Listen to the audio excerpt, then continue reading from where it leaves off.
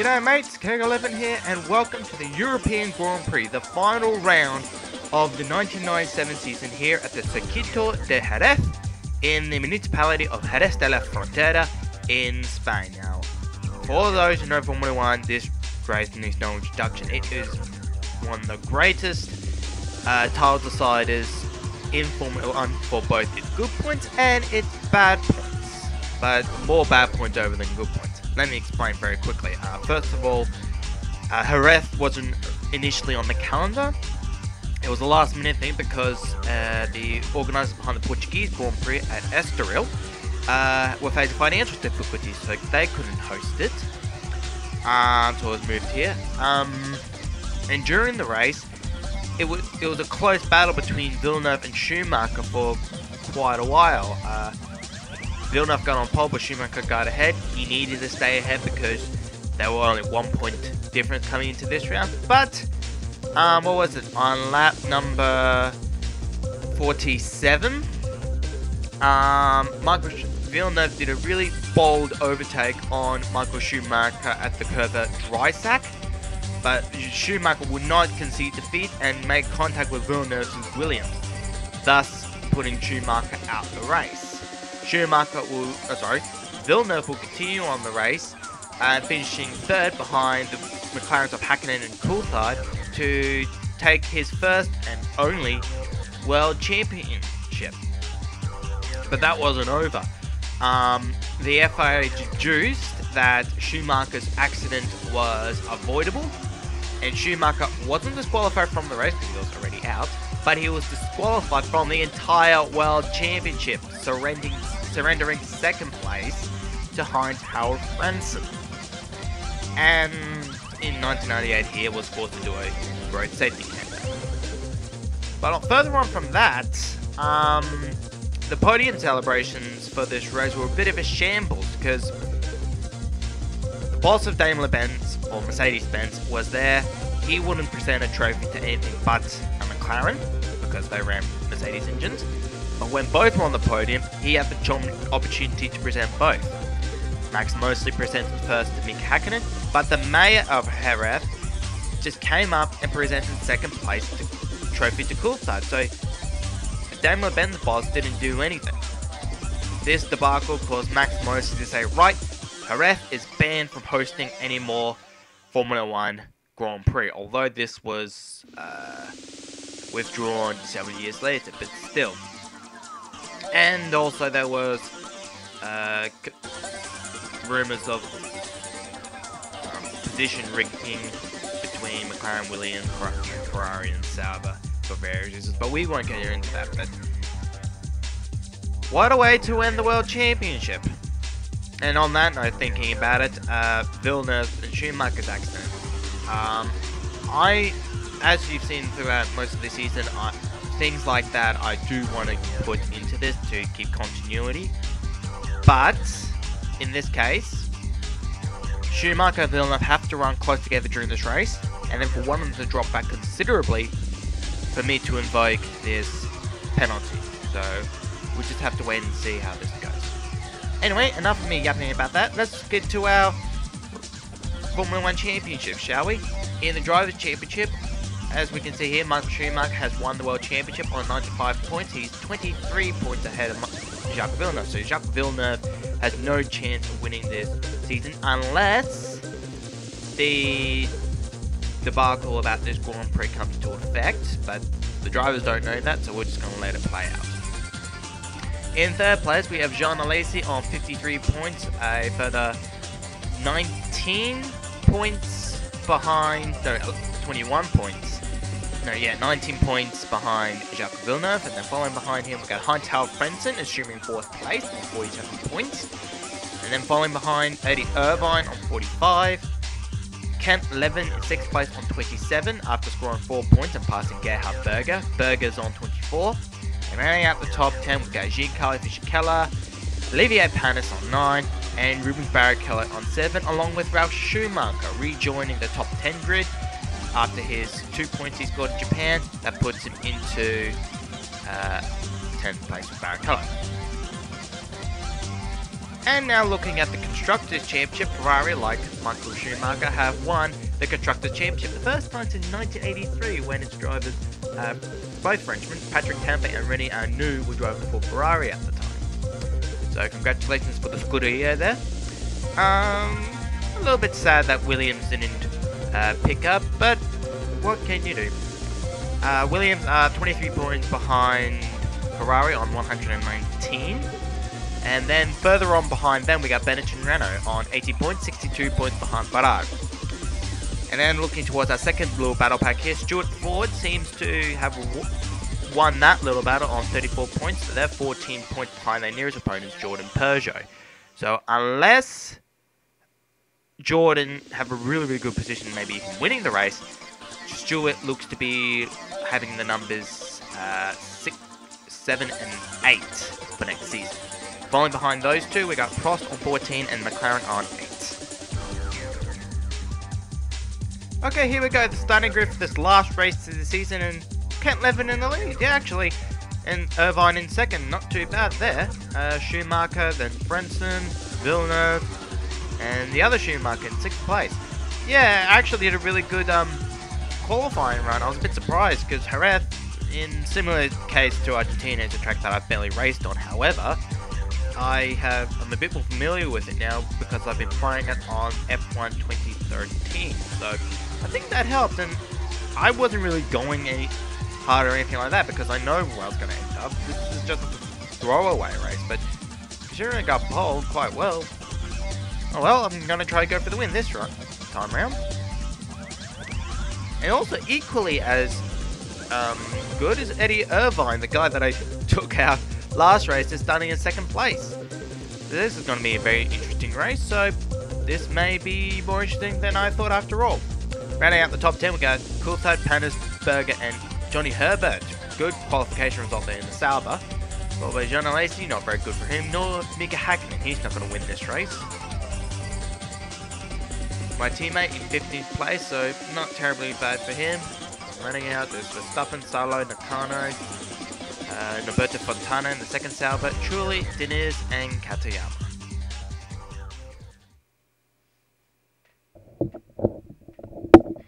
Well, we're nearly ready for the start now. The drivers are on the grid.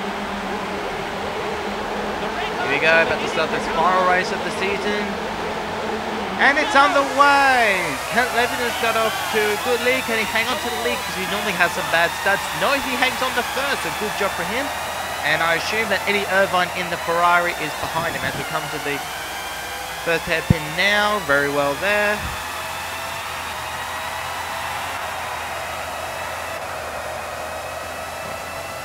Now we're coming into the Cito Pons now. Now we're coming to the long back straight. The Jerez version I played on F1 2013 is the A's version where after the 4th corner it whips around all over the place and eventually links onto the back straight here. Obviously they destroyed it. And as we're coming past the curve of dry sack, that last corner was the dry sack that Schumacher cost himself the entire World Championship big time. It caused a lot of angry people in both Germany and Italy. Coming to the curve of Angel Nieto. And then the curve of Pellucri. Alex Crivel, or if you take the chicane, it's called the chicane Etten Center, before we come into the last corner, the curve at Ducados. Today is now known as the curve Jorge Lorenzo. The decision was made last year that that corner was to be renamed after Spain's MotoGP hero Jorge Lorenzo. We cross the finish line. Levin is in the lead by 2 seconds over Eddie Irvine. Ooh, this is looking very, very interesting. Much more interesting than the bland race that I was expecting, because the championship's over and done with, and everyone knows where they are, so there's not going to be too much improvement here and there. Although, if Irvine goes well, he could get up to 3rd place, because he's not too many points behind. Let me just check. No, he's within 10 points of in 1st place, both Alesi and Irvine. In 2nd, Michael Schumacher. Oh, in I apologise. Eddie Irvine. In 4th, Mike Harold Frentzen. In 5th position, Williams #1. In sixth place, David Coulthard. I apologise there, folks. Irvine's not behind me. It's actually Michael Schumacher, showing the world that why he's becoming world champion, and looking at how Villeneuve's down in 5th place. I seriously doubt that the real life controversy is going to apply here. So that means Michael Schumacher could still walk away with the world championship. This is the third. Not that I really care at this point, because hey, I'm in 6th place. I'm not going to get any much higher, so I got nothing to lose. Besides, I'm also heading to Benetton next year, so yeah. A bit wide coming into Cito Pond. Schumacher. Actually, no. Thinking about it, I was correct earlier. Irvine was He's done a fantastic job. Irvine was behind me, but it looks like Mike Schumacher overtook him. I'm not sure if it's own will or Ferrari orders. As we see, Levin's got the fastest lap at these early stages with 1:18.144.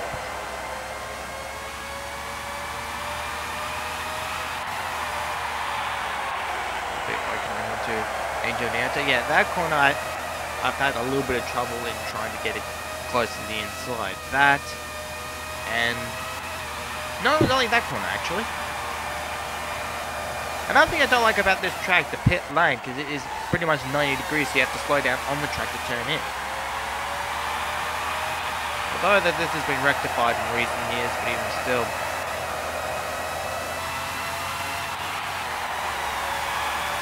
Oh, sounds like Schumacher. Oh, 0.665, so not yet the devil. But Schumacher definitely drives like one. Schumacher is right up the bumper of Kent Levin. Do we picture Michael Schumacher making a move on the Stewart? Maybe. I would say yes, but we've seen at various times that Kent Levin can punch above his weight, and he did give Michael Schumacher a run for his money back in Monaco, so it's all possible. But at this point, Levin has pulled away, and he's in a really good position to take... I can't say take another win yet, because it's still early stages. We haven't even pitted in yet. The pits are going to change it all. Become a good turn 8. There's Angel Nieto now, again.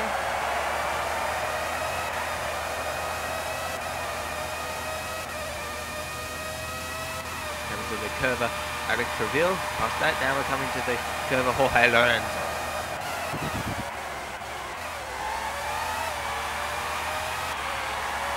We finish our 5th lap. The 5th lap is the lap we're going to pit in as per normal. Your tyres are getting worn. Get ready to pit in. This is confirmed by the pit crew. Halfway through the race. 1.9 seconds, so 11 has pulled a bit of distance, and not too far behind that, you got Eddie Irvine, 5 The seconds. top positions are first, Jan Magnussen. Second, Michael Schumacher. Third, Eddie Irvine. In fourth, Heights Harold Frentzen. Fifth, Williams number 1. In 6th position, David Coulthard. I can only think now that Irvine, Coulthard, Villeneuve, etc. pitted in on lap 4-3 quite early on, so they can get a good run to the end, because, well, what, 5 seconds, Schumacher's 5 seconds ahead of his teammates, so they're only pitted, so that gap is going to close up a lot when I put in this lap. And would Schumacher pit? Maybe, considering his teammate has, so it's all free, so let's just wait and see what happens here. Okay, 11's heading to the pits He's a real now. veteran of Formula 1, and it shows in the maturity of his driving. Schumacher's in the pits. The team mechanics are out in the pit now. And we hear another car right behind us, and it must be Schumacher. Yes, Schumacher's in the pits with us. So this would possibly mean Irvine. There goes Irvine. Irvine takes the lead of the 1997 European Grand Prix, followed by Hightail Frentzen, I assume, in the Williams. And there goes another Williams, I can only assume. Yes, that was correct. Eddie Irvine in the lead, 2 seconds ahead of Hightail Frentzen, which in turn is about another 1.5 seconds ahead of Jacques Villeneuve. Levin rejoins the race in 4th, followed by Michael Schumacher in 5th, although Schumacher is about 3 seconds behind Levin, so I'm not sure how it's going to go, but for what we can see, seriously doubt that Schumacher's going to be losing his pole position, his lead in the World Drivers' Championship anytime soon. First gear there. I must have braked a bit too much or made a little bit of mistake there because he's been going through that corner in second gear throughout a lot of this race. We come up behind one of the Williams. Obviously, we got a bit more pace through this second sector. So if everything goes well, we should be able to catch him when we get back on pit straight, I think. Ooh, 1.2 seconds.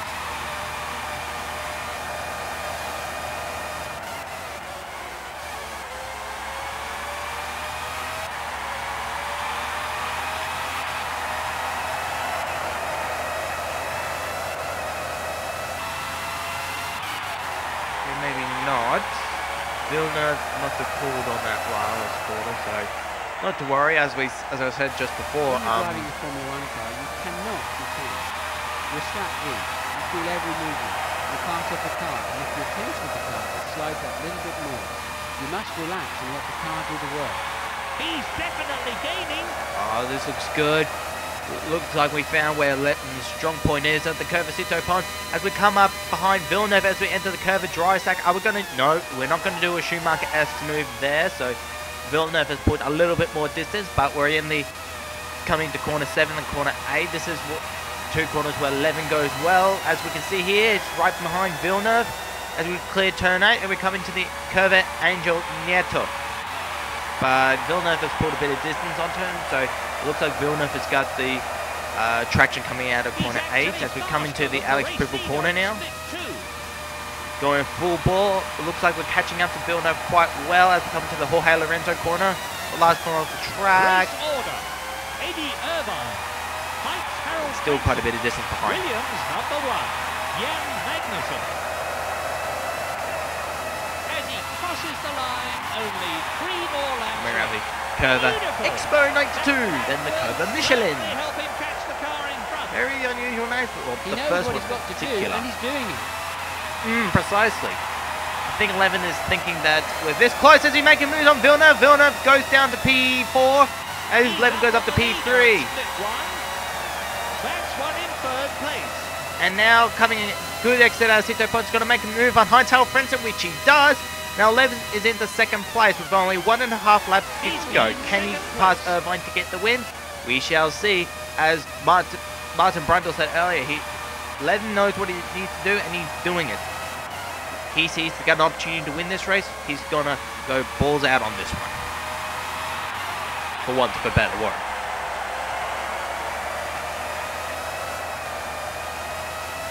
Let's see how his times compare. He's actually up on the leader's time at split 2. Oh, a bit wide there coming out of quarter 12. He was lost in quite a bit of time and of course the willing to show up. Oh no, 11 is a bit fast coming into Ducato, Jorge Lorenzo, whatever. But he has kicked the Williams at bay, so he's still in 2nd place. His lap time is quicker than the car he's chasing. Wide coming into Expo 92. I think 11's starting to crack here. He's done a really good race up to this point, but I think the pressure trying to catch up to Irvine starting to get to him. We just seen 2 quarters in a row he's gone in particular wide on and saw both Williams catch up. As we can see, they're within a second of 11's times.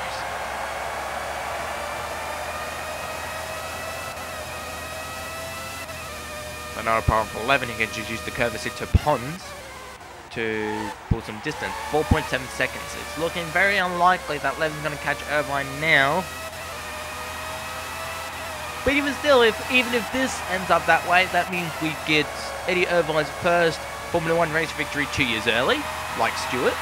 And 11 getting 2nd place. And a very excellent performance and a very surprising performance from me today. But as I said before, I wasn't expecting to go particularly well on this.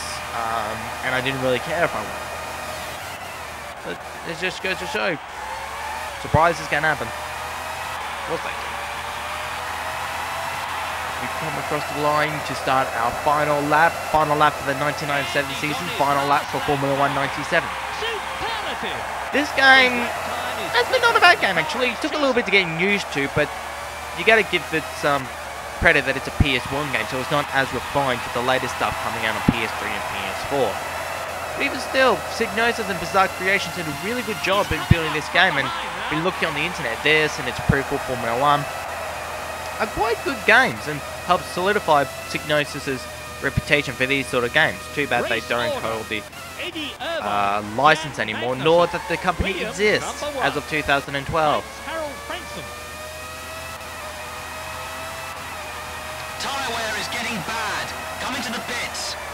I've certainly enjoyed it. I'd play it again.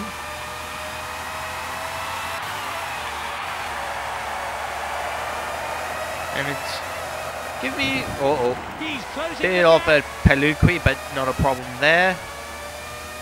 Yeah, as I was saying, not too bad game. You can definitely come to it again. I recommend it for anyone that wants to do retro F1 racing.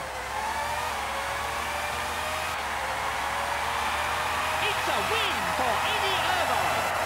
The Tifosi will be absolutely ecstatic with this result for Ferrari. And that's it. 1997 is finally being completed after, what, 2 months of recording, editing, and posting onto YouTube. And with that, I think I might need a break. After been trying to get 2 videos a week, it has been a little bit stressful with other things going on in my life, but I've managed to cope through it without too many problems. Actually, at times it was a little bit daunting. I was thinking, should I continue with this or not? But following this and etc. entices me to do it more and more. Anyway, look at the race classification. Eddie Irvine takes his first ever win in Formula 1, followed by Kent Levin, or 5 seconds off, but who cares about that? Followed in 3rd place, Jacques Villeneuve, so he replicates his real life position, but he doesn't win the World Championship as well. Bit of a disappointment, but hey, it was a really good race for everyone, and Schumacher, particularly for him, comes in 5th, but no problems between him and Villeneuve, so Schumacher still is the world champion, and there's nothing going to change about that. Heinz-Harald Frentzen scores 4th place, so he helps Villeneuve score a few more points for Williams, and in 6th place, Gerhard Berger, his final point scoring position before his retirement. So, good job on you, Gertie. Hope you have a good retirement. Fastest lap, Kent Levin with a 1:17.210. And looking at the Drivers' Championship standings for the last time, Michael Schumacher is confirmed to be world champion for 1997 with 97 points. Just shy of a century, but considering he is 21 points ahead of Jacques Villeneuve, I don't think that really matters. A big mover in this race is Eddie Irvine. He was in 3rd, 4th, 5th position, but his 10 points scoring this round made him bunny hop with Heinz-Harald Frentzen and Jean Alex to score 3rd place in the championship. So this reflects Ferrari's World Constructors Championship really well. So congratulations to Eddie Irvine. Really good race and a really good season supporting Michael Schumacher there. The 2 people that lost out on this round, Jean Alesi is on 53 and Heinz-Harald Frentzen on 50. So Frentzen scored a few points but not enough to catch Alesi and overtake him. After this, we got Kent Levin, 6th place with 33 points. So a really, really well done for Kent Levin in his rookie season. Reminds me of shades of Jacques Villeneuve back in 1996.